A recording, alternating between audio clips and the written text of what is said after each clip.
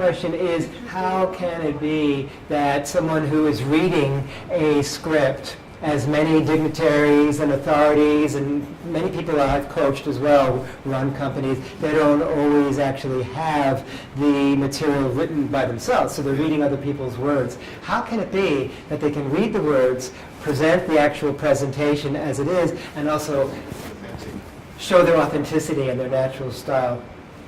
I have a few different tools that work if you are the one that's reading a script, and here they are. Just excuse me for interrupting. To your point, I'd cite the Obama acceptance. He's a beautiful acceptance speech.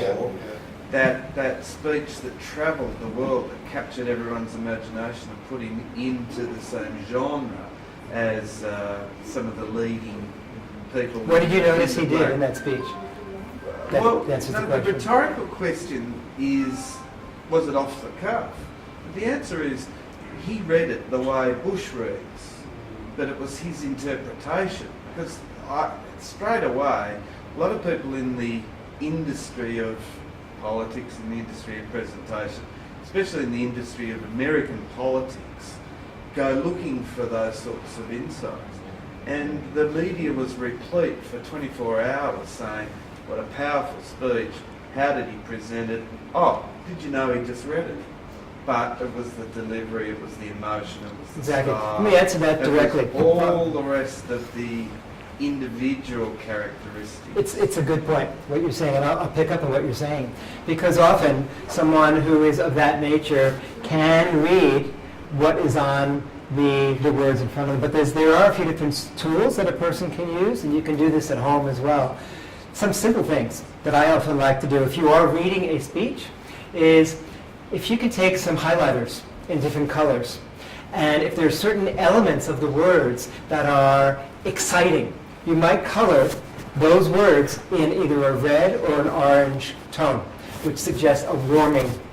If you would color the words of a soothing and a calming or healing nature in blue, for example, this would be indications, without even having to see the words, what to do with the sound in your voice by the color of the highlighter. It's a very simple technique, and it doesn't confuse the words. It just really makes it clear to you what tonality. That often works very, very well. You might also have, if you are reading, again from a script, some of the headlines or the main areas that are bolder, stronger words standing in your face, like what I suggested to Monica a few minutes ago, that the 3 key points of the presentation be the emphasis rather than getting into all the fine details. And then look how she quickly got on board with that.